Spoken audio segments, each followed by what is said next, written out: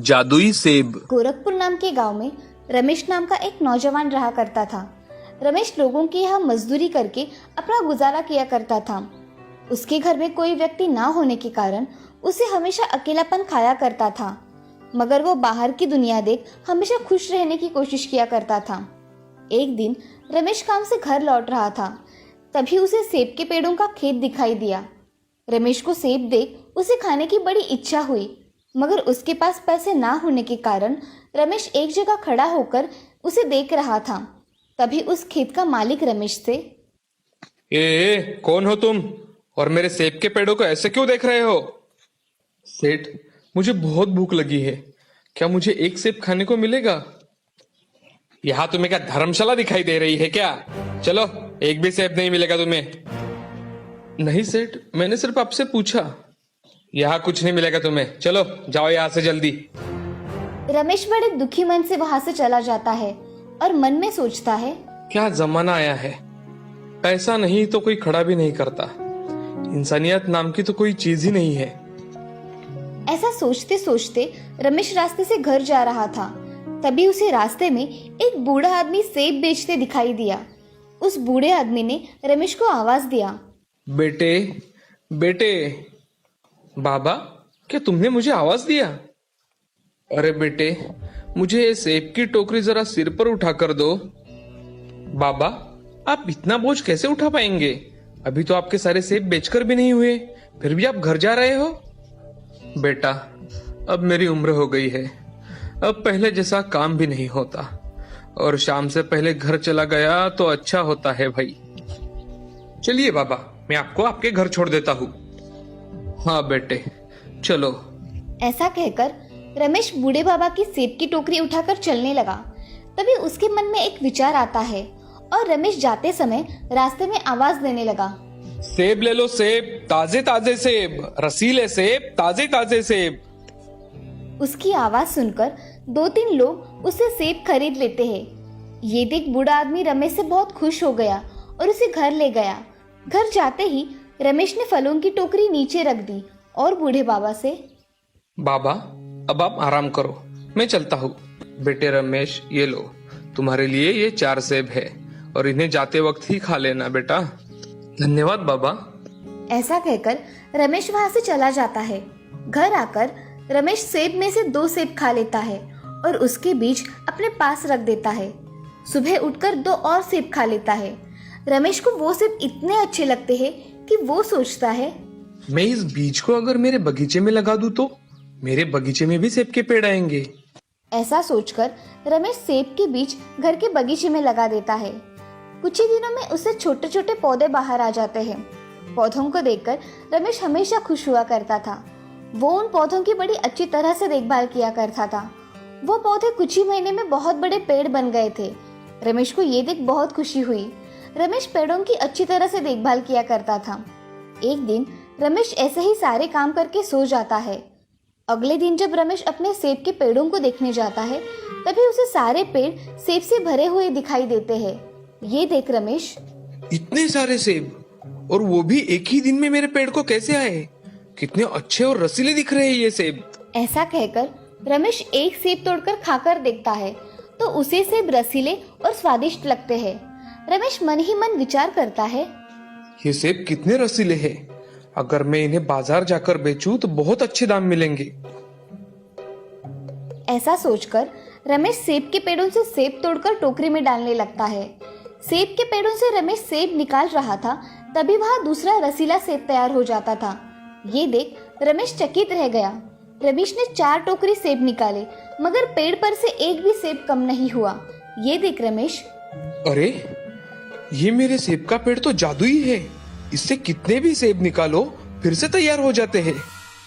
अब रमेश सेब से भरी हुई टोकरियों को लेकर बाजार चला जाता है और बाजार में उन्हें अच्छे दामों से बेचता है। एक आदमी रमेश से, अरे भैया, 1 किलो सेब कितने के दिए?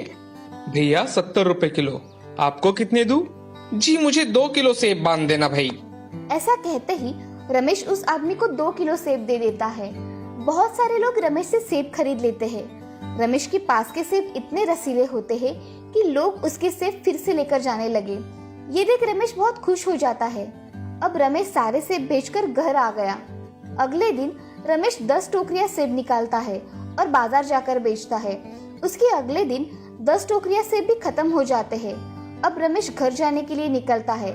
तब उसकी नजर बूढ़े बाबा पर पड़ती है। रमेश को बूढ़े बाबा की तबीयत ठीक नहीं लगती।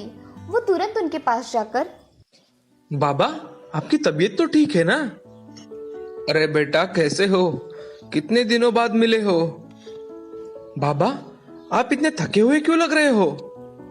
अब इस बूढ़ा की वजह से ये हाल है, और मेरा कौन है इस दुनिया में जो मेरी देखभाल करेगा? बाबा, आप चलिए मेरे साथ। आज से आप मेरे साथ ही रहेंगे। मैं आपके बेटे जैसा ही हूं ना? हाँ बेटे, तू तो मेरा बेटा ही है। ऐसा कहकर बूढ़े आदमी की आंखें भर आती है और बूढ़े बाबा रमेश को गले लगा लेते हैं। रमेश बूढ़े बाबा को लेकर अपने घर चला जाता है। उनको खाना देकर रमेश उनको सेब के जादुई पेड़ दिखाने लेकर जाता है। बाबा, यहाँ आइए। ये देखिए, ये जादुई सेब के पेड़ है। आपने दिए हुए सेब के बीजों से आए हैं। वो पेड़ देखकर बूढ़े बाबा बहुत खुश हो जाते हैं और रमेश से कहते हैं, अरे रमेश बेटा, क्या ये सच में मैंने दिए हुए सेब के पेड़ हैं? बहुत अच्छे सेब लगे हैं। बाबा, सभी पेड़ के सेब बहुत अच्छे हैं और लोगों को ये सेब बहुत पसंद है। ये देखिए बाबा, यहाँ से सेब निकाला तो फिर से उस जगह सेब आ जाता है। ये सेब खत्म ही नहीं होते। रमेश, ये भगवान का आशीर्वाद है। जो जादुई पेड़ तुम्हें मिला है, इसका सही तरह से इस्तेमाल करना बेटा। हाँ बाबा।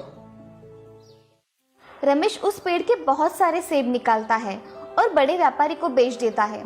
ऐसे ही बहुत दिन बीत जाते हैं। अब रमेश अपना घर बहुत बड़ा बना लेता है और उसके पास बहुत पैसे आ जाते हैं। रमेश अब गांव का सबसे धनी व्यक्ति बन गया था। उसके घर में अब काम करने के लिए नौकर थे।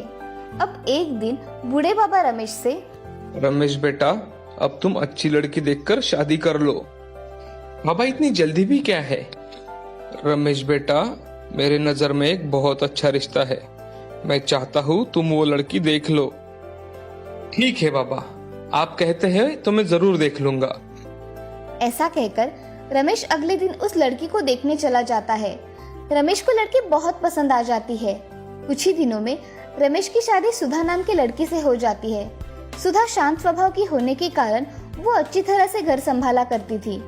अब रमेश, बूढ़े बाबा और सुधा खुशी खुशी रहा करते थे। रमेश जादुई सेब के पेड़ की सहायता से गांव के गरीब लोगों की मदद किया करता था। इस कहानी से हमें ये सीख मिलती है कि जिंदगी में अच्छे कर्म करने चाहिए, कभी भी किसी का अपमान नहीं करना चाहिए, हमेशा दूसरों की मदद करनी चाहिए। सुंदरपुर नाम के गांव में एक सुशीला नाम की औरत रहा करती थी। उसको एक बहू थी जिसका नाम था राधा। राधा को एक श्वेता नाम की बच्ची थी। उसे स्कूल में छोड़ने तथा घर के सारे काम राधा ही किया करती थी। बाजार से सामान लाना, ऐसे छोटे मोटे काम तो वो आते जाते कर लेती थी। सुशीला अचार पापड़ और दही बेचने का व्यवसाय किया करती थी। उसका लड़का सुधीर खेत में काम किया करता था। उसके यहाँ एक गाय भी थी। उसी गाय के दूध से सुशीला दही बनाती थी और बेचती थी। सुशीला का धंधा बहुत अच्छी तरह से चल रहा था। उसके यहाँ एक दिन गांव का एक आदमी आता है। वो सुशीला से, सुशीला बहन, मुझे तुमसे कुछ काम है, जरा बाहर आना। अरे रघु भाई साहब, आइए ना, इधर कैसे आना हुआ? बहन, मेरे बिटिया की शादी है तो मुझे 5 किलो अचार और 5 किलो पापड़ लगेंगे। मिलेंगे ना शादी तक? हाँ, मिल जाएंगे। दही भी अच्छा है मेरे घर का, मेहमान उंगलियां चाटते रह जाएंगे। हाँ, वो तो पता है बहन। दही में शादी के दिन लेकर जाऊंगा, ठीक है? ठीक है भाई साहब, आपके पापड़ कल ही बना के रखूंगी और अचार भी साथ में बनाकर रखूंगी। आप कल आकर लेकर जाना। ठीक है सुशीला बहन, ये लीजिए आपका एडवांस। मैं कल आकर अचार और पापड़ लेकर जाऊंगा। जी। ऐसा कहकर रघु वहाँ से चला जाता है। रघु जाते ही सुशीला काम करने लग जाती है। उसके पास अचार था मगर उसे पापड़ तैयार करने थे, वो भी एक दिन में। इसीलिए वो जल्दी जल्दी में पापड़ का आटा बनाने के लिए लग जाती है और वो उस दिन राधा की मदद लेने की सोचती है। सुशीला राधा से, राधा। हाँ माँ जी। जरा इधर आना, मुझे ये पापड़ का आटा गूंदने में मेरी मदद करो। हाँ माँ जी, अभी आई। ऐसा कहकर राधा सुशीला के पास चली जाती है। राधा देखती है कि सुशीला पापड़ के आटे में मसाला थोड़ा कम डाल रही है, तभी राधा सुशीला से, माँ जी, पापड़ के आटे में मुझे लगता है कि मसाला थोड़ा कम हो गया है, थोड़ा और डालिए ना। अरे नहीं बहू, इतना ही ठीक है, ज्यादा डाला तो हमें वो कितने में जाएगा? मगर माँ जी, हम उसके पैसे लेते हैं, ग्राहक हमें पूरे पैसे देते हैं, तो हमें भी हमारा माल अच्छा देना चाहिए ना। अरे राधा, तू मुझे मत सिखा, मैं मेरा काम अच्छी तरह से जानती हूँ, समझी? ऐसा कहकर राधा भी आटा गूंदने के लिए बैठ जाती है और बाद में उसके साथ पापड़ बेलने बैठ जाती है। काम होने के कारण राधा उठ जाती है। सुशीला थोड़ी देर वहाँ पापड़ बेलती रहती है।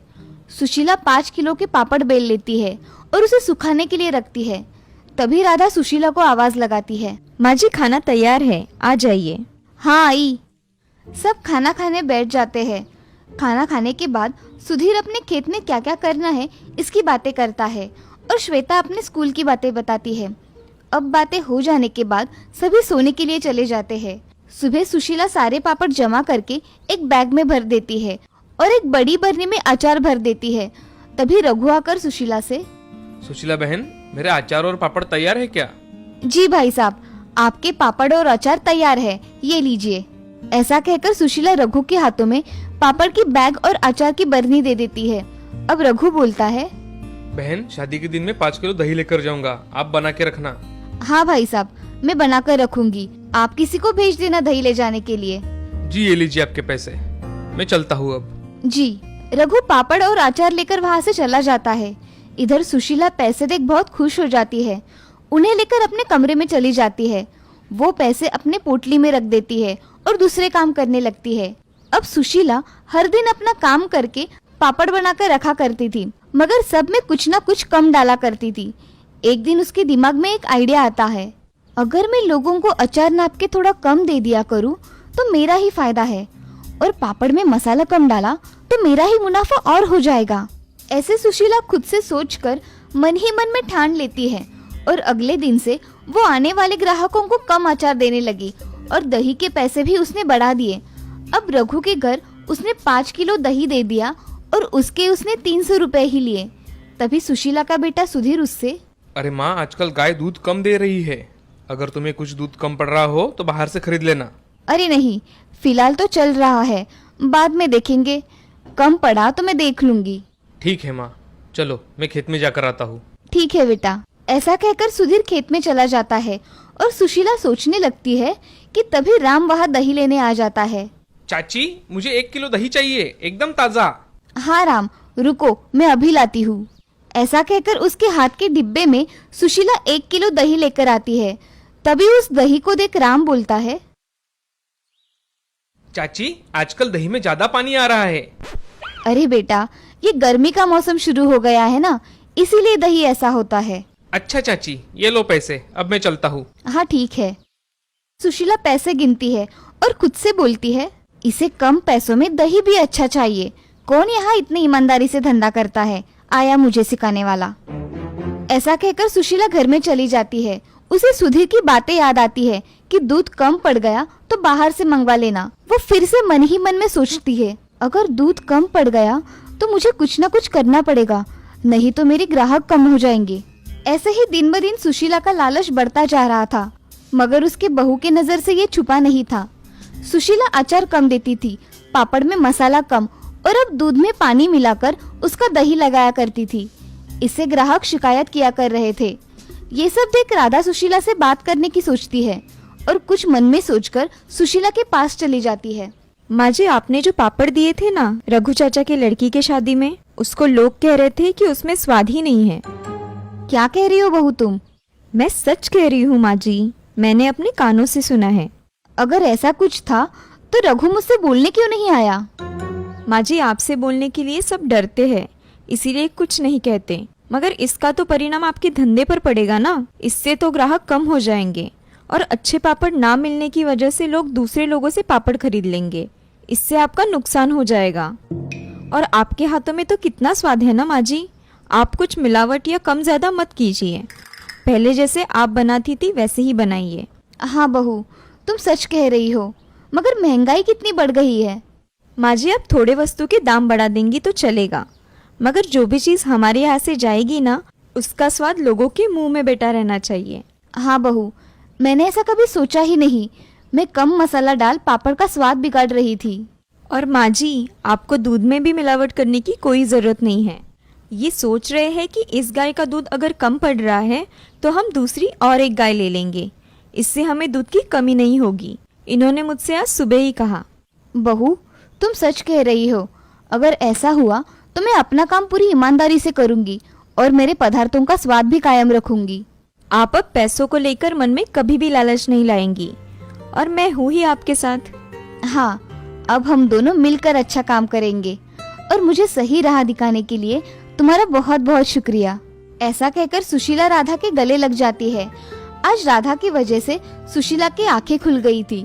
अब उसे पता चल गया था कि उसे किस प्रकार से अपने ग्राहकों को सब बताना है और कैसे उन्हें अच्छे पदार्थ बेचने हैं। अब सुशीला के मन में लालच मिट गया था। ये देख राधा भी बहुत खुश हो जाती है। अब से सुशीला ग्राहकों को अच्छे पदार्थ देकर अपना नाम कर रही थी और लोगों के मुंह में तो जैसे उसके पदार्थों का स्वाद ही बस गया था। अब उसने बाद में बहुत नाम कमाया और ईमानदारी से अपना काम किया।